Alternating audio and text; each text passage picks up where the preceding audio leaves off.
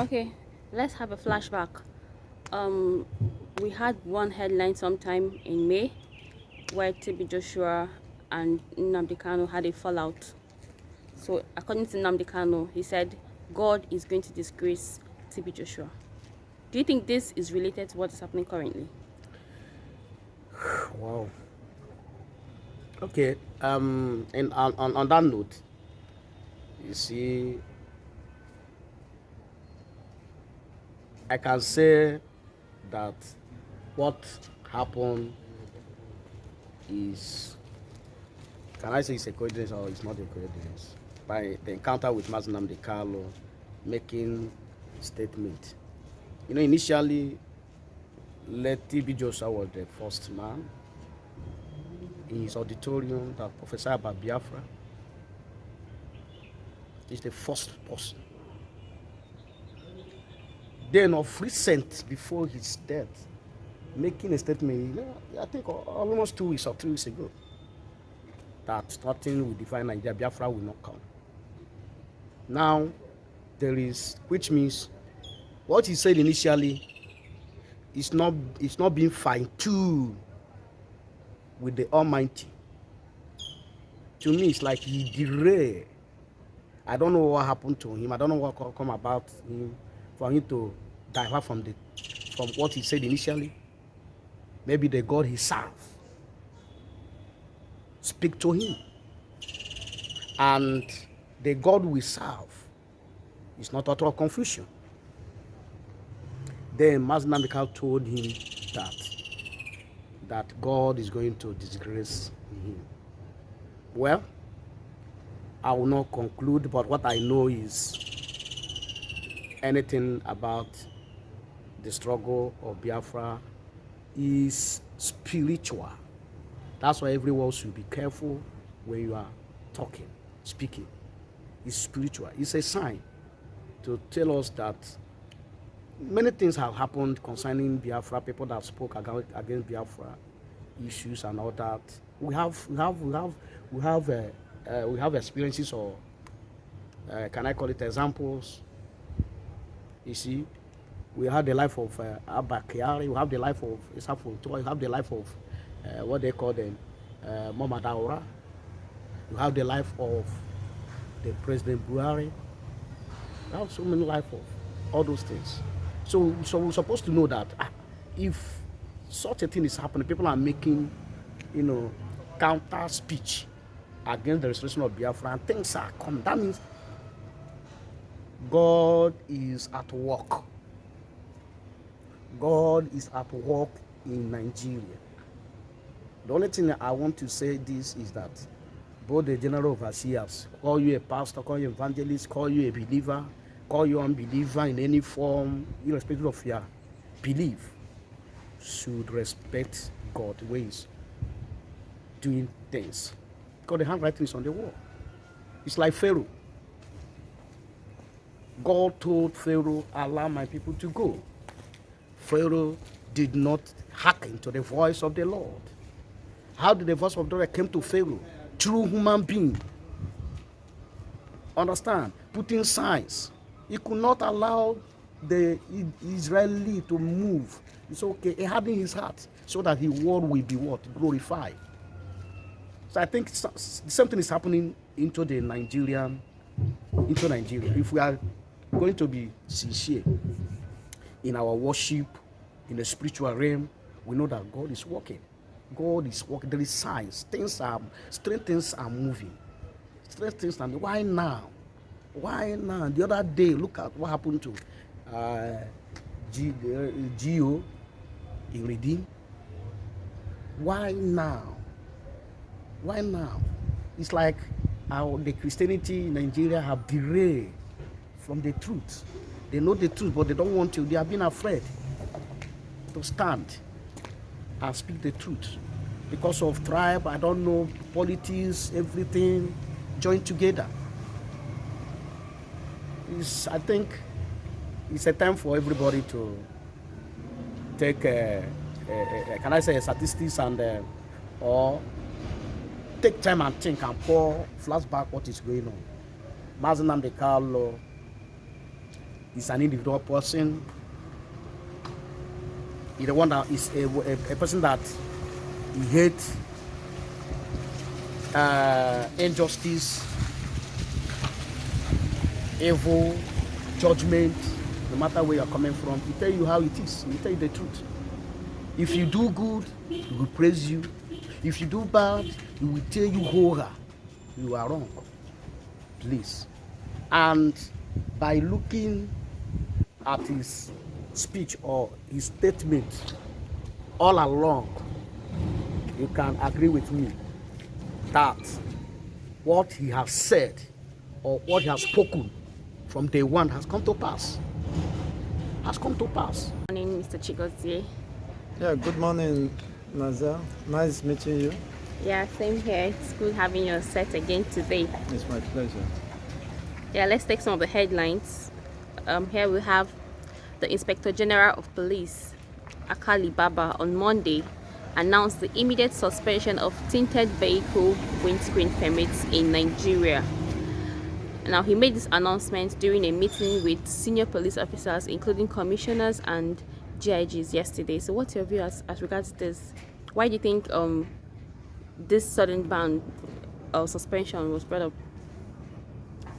Yes, I would say prior to this time,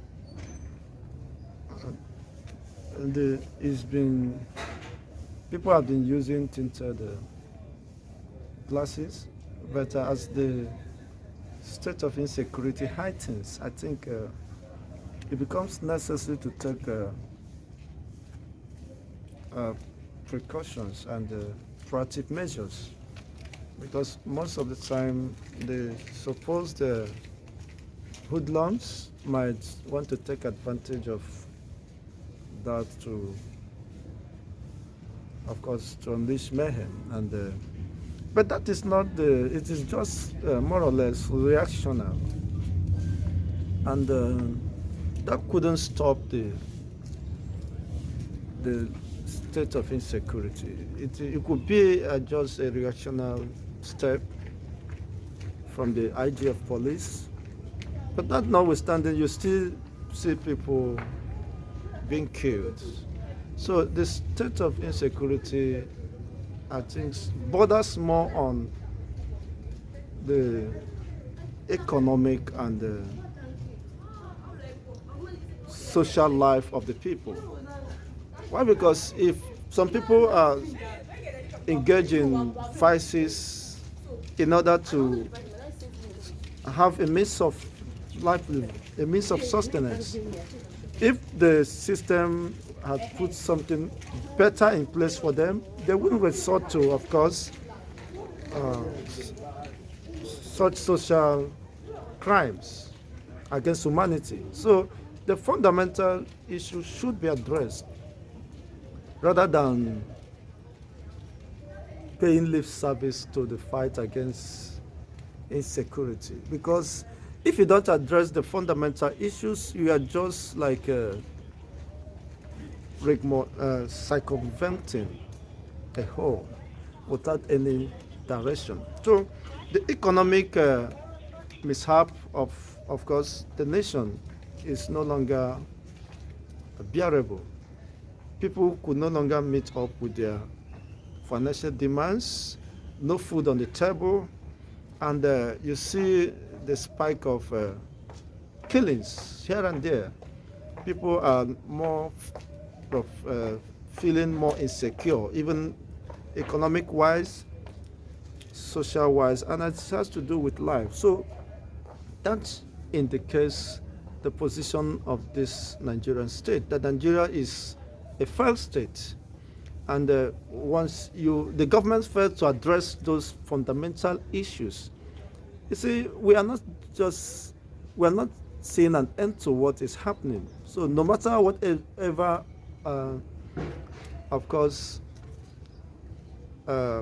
cautions or approach actions they might take to stop that, it won't stop. Why? Because it has a direct bearing on the people, on the masses. People are hungry.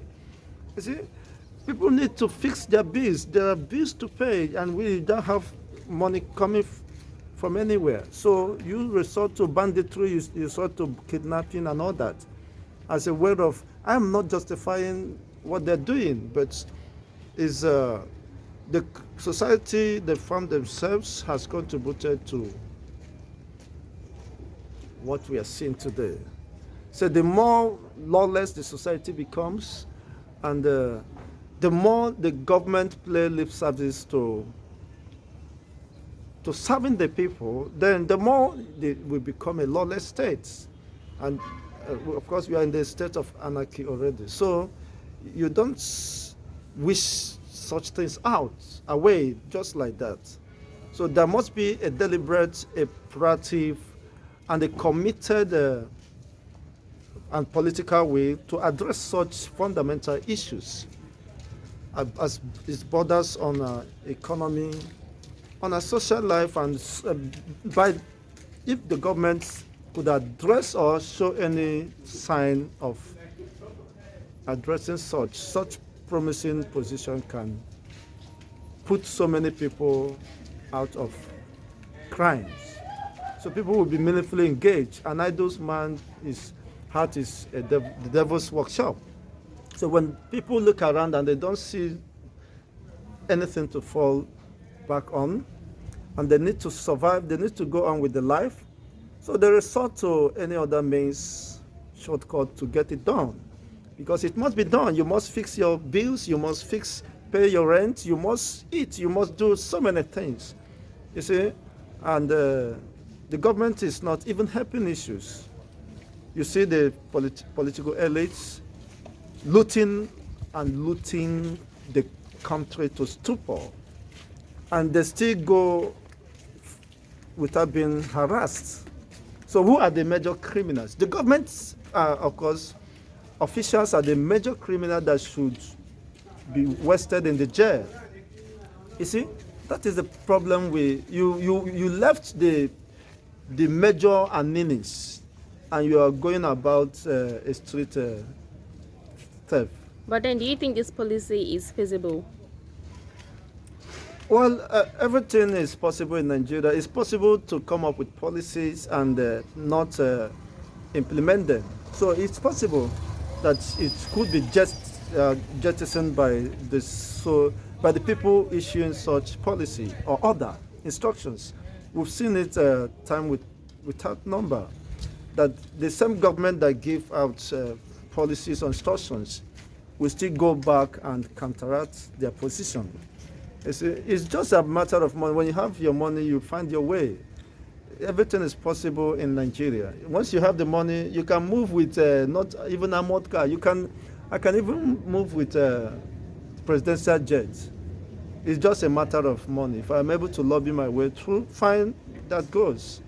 So sometimes the policies or orders are being made for the average people who has no wherewithal to find their way out. So if you are good to go and you have your money to spend, nothing stops you. Everything is possible in Nigeria. It's even possible to buy other citizens' head in this country. And you see police, security officers with agents will deliver it on your doorpost. So you think this law is probably for the common man? Maybe politicians will still move around with it. Yes, it's for the people they consider to be common men. And for me, I don't think anyone is common. It's just people within the corridor of power. It's just a privilege.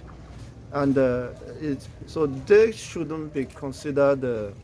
Of course, why should the politicians move with tinted glasses if they have done the needful? If they have served the people without fear or favor, then the people will be there. That's why I said I'm of the opinion, or of course, the philosophy that the leaders shouldn't be feared. Leaders are people who should be loved, admired, and respected by the people. But you have to earn that respect. You are moving with tinted glasses because you have failed the people. You have looted the people's treasury, our common wealth. So for you to feel secure, you want to move with tinted glasses. I think these tinted glasses should be another point of target by the supposed kidnappers, so that they will begin to hunt down the political class. So that I don't know what next they will. Maybe they will be using private jets, even to walk into their homes. Okay, thank you very much, Mr. Chigozie. So, It's my pleasure. over the next headline, we have Socio-Economic Rights and Accountability Project (SERAP) and 176 concerned Nigerians have filed a lawsuit against the government of President Muhammad Buhari over the unlawful suspension of Twitter in Nigeria, criminalization of Nigerians and other people using Twitter, and the escalating repression of human rights, particularly the right to freedom of expression, access to information, and media freedom in the country. Now, with this, where do you think this put us out there? How does this put us out there in the other nations? And what are the implications of this ban in Nigeria? This is not the first time the Nigerian state is violating fundamental rights of her own citizens. Of course, it is at the public domain, and the Community of Nations understood this position better, that Nigeria is a lawless state, is a state that is against her own people, where you harbor so many atrocities, deprivation, of course, subjugation of the citizens in order to have their way or to pave their political interests. So it's not the first time Serap and whatever other human rights activists are dragging the government to the courts. And the first thing that should come to your mind is, do we really have courts? The judiciary has already been brought over long ago. So they are there playing to the gallery. So of course we don't have judicial system, unfortunately. The few people who dare the government becomes the culprits. I mean, the legal practitioners. They become the targets of the government, and it's quite unfortunate. So you cannot have justice even when you get to the courts. It's unfortunate. How many court injunctions have been respected by this administration? None. No one has. So what gives you that confidence that the people will have the justice? They also go about using their, of course, state agents and security forces to clamp down on people's rights. So it won't be a surprise if people have been arrested, of course, detained. Of course, there is no law that recognizes the use of Twitter as a state offense. So I don't see the position on where they are making the argument. This is a lawless state. It is not enshrined in any of the section of the Constitution that if you make use of Twitter, you will be banned, you will be, of course, arrested and prosecuted. There's no clear position for that in any of in the Constitution or in the position of the law. So why should Malami, being the Attorney General of the Federation, I think he should know better. He should be better informed. It's unfortunate that people of his like are taking issues, of course, such issues to distract the national interests. So you have no right to infringe on people's rights, except the law defines the position. It is a law that takes its course, and not Malami. He is just privileged to be. Of course, he don't deserve to be there. If not that we are in a illogical republic, where everything goes. We are an animal, we assume such position. It's a lofty position. You think that things can move forward. There are fundamental issues that should be addressed. Of course, you see the spike, the height of insecurity has not been addressed. You see, the use of course the instrument of the instrumentality of power to clamp down on people's rights. The same Malami refused to prosecute the supposed killer herdsmen.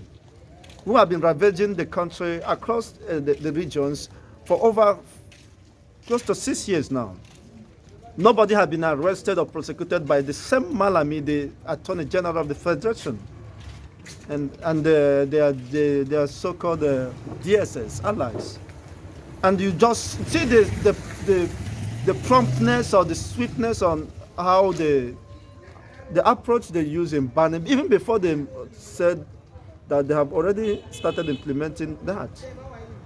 But I think we are in a civilized world, though Nigeria choose to be primitive in their engagements, and it's unfortunate for Africa, which should be leading example to other nations of Africa. But unfortunately, we are lagging behind, a century behind. So I think people are now aware, they're living in that consciousness of their right, irrespective of whatever may be the position of the government. So it is, we can no longer be taken for granted. If people are aware of their rights, and it is enshrined in the United Nations Charter, the right of expression, the right to use Twitter, and it's the United Nations position overrides that of the Nigerian states, of which Nigeria is a signatory to the United Nations. So I don't think that's, of course, surviving the day. Unfortunately, though, the people might not have their justice. I'm certain that the justice will be denied. But the people, of course, are bent at conducting themselves in more civilized manner and go about their legitimate duty. You can't be harassed. What is left is So you think bad managers, not even leaders, within the corridor of power. It's quite unfortunate. so you think this is our government chasing shadows instead of facing the actual thorn in the flesh of Nigerians? Is that what's happening? Not just even chasing shadow. I think you are trying to be more friendly with your words. They're chasing vanity, emptiness. You could even see the casting of shadows. But this one, I don't know what they're just chasing the air. You see, it's quite unfortunate. They have other issues begging their attention of the Attorney General of the Federation, the attention of the supposed president of Nigeria. The senators are there. There are issues that borders on economic, the security and life of the people. We have no social amenities, and we are still keep on looting, borrowing. We, of course, to the tune of over 40-something trillion naira. And there is no any way to offset the bees. Look at only the servicing of the bees almost go up over 4 trillion annually. You can see, do we really have future? I mean, did Nigerian state have future? We are already, of course, in the state of insolvency. Look at the rate of dollar to naira. Over 4 official rates, 405 per dollar. You see, what it is quite unfortunate. It's quite unfortunate. Thank you very much, Mr. Chikaze. Over to the next headline, we have the popular Kaduna-based Islamic scholar Ahmad Gumi declared that bandits want peace. Gumi, in a chat, explained that bandits, they want peace because they are tired. What do you think? What's your view on this? Yeah, I think Gumi should be the minister of bandits and Boko Haram ministry of the Federal Republic of Nigeria. So he have over time shown his capacity to speak for this group of people. And in recent time, you can see he of course engineered the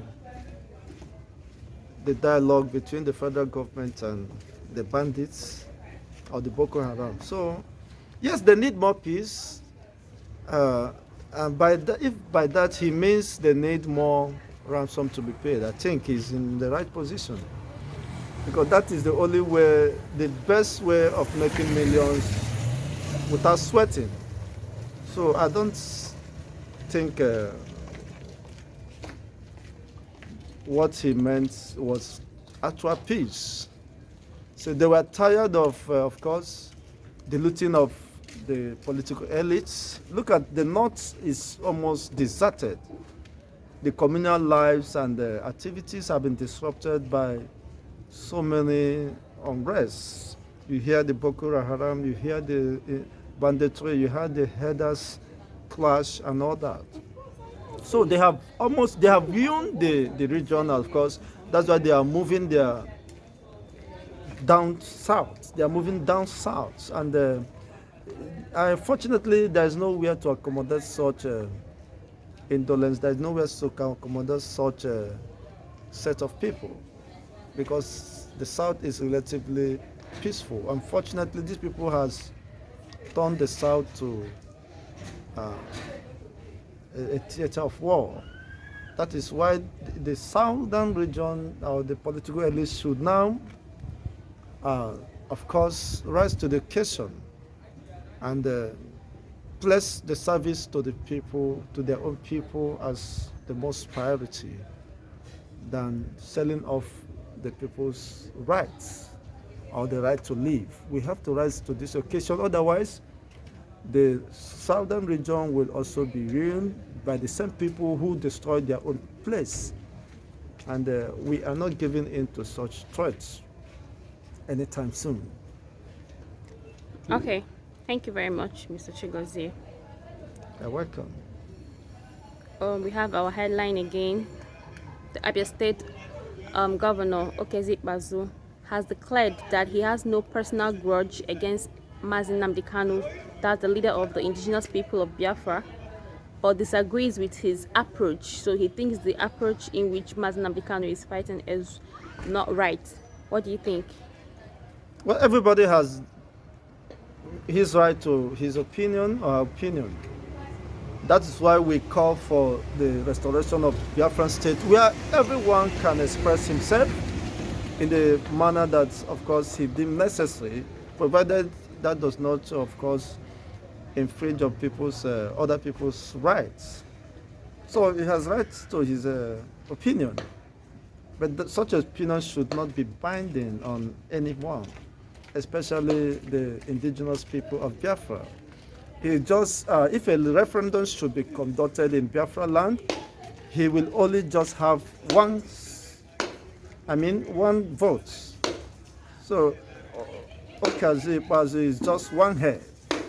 So he cannot speak for the entire region. So he's just making his opinion known, and whatever may be his grievances or whatever doesn't hold on us. Of course, it's the peoples that give him the platform to serve. Though he must have gotten there through dubious or rigorous, of course, dubious means, but still he has the mandate of the people. The commonwealth of the people has been trusted in his hands. Look at how Abia State looks today. There is no access roads, there is no infrastructure, and it's still making noise. The people are tired of this nonsense, of these excuses. What has Okezie Ikpeazu done to alleviate the burden, the suffering of his own people? Nothing. They just share the money in the air, and that ends that, and wait for the next allocation. Is that how we continue to run our life? So the people are saying, give us our land so that we can manage it. And I think that overrides whatever may be the position of the governor. He's there to serve for a elective period of 4 or 8 years. And after that, he leaves the state for the people. And the state belongs to the people. I mean, the indigenous people of Biafra. So, and the common resources should not be, should not end in the hands of few greedy political elites like the likes of Okezie Ikpeazu, who have no justifiable reason why he had not delivered on the dividends of democracy and his own promise to the people. So you can see our major roads are dead traps. So his position does not hold. I mean, people understood who loved them, who meant well for them. And that is the position why everybody is, of course, drumming support for His Excellency, as addressed as His Excellency Mazi Nnamdi Kanu. He stood for the people. He has an option to be bought over by the Nigerian states, but he said no. He gave up such offers because he loved his people and he would want to serve them, irrespective of whatever, of course, price he needed to pay. He almost risked his life for his own people. So such love could not be taken for granted by the people. People knew it's actually that Okezie Ikpeazu does not serve the people and doesn't represent the people. Though he is the governor, then it's unfortunate we're in a system where armed robbers are allowed to govern the states. What do you expect? See, when you hand, of course, a basket of fish to the rat or the cat, you know what happens. That is exactly, so we have to address that issue once and for all. If you think that, of course, the position of Nnamdi Kanu is not right, based on the reasons best known to him, but then let them support referendum. The North are clamoring for, of course, dialogue, which is dead on arrival. Virtually all the regions are not happy with the system, including the national assemblies. Of recent, they are making move, supporting some motions to change the nomenclature of the Nigerian states to probably, who knows, zoological republic or whatever, animal kingdom. I think that should be the best option, because what is happening shows we have no direction. I mean, the country has no direction, have no objectivity, have no vision. Of course, where there's no vision, they say the people perish. And where is vision and there is no people, the vision perish.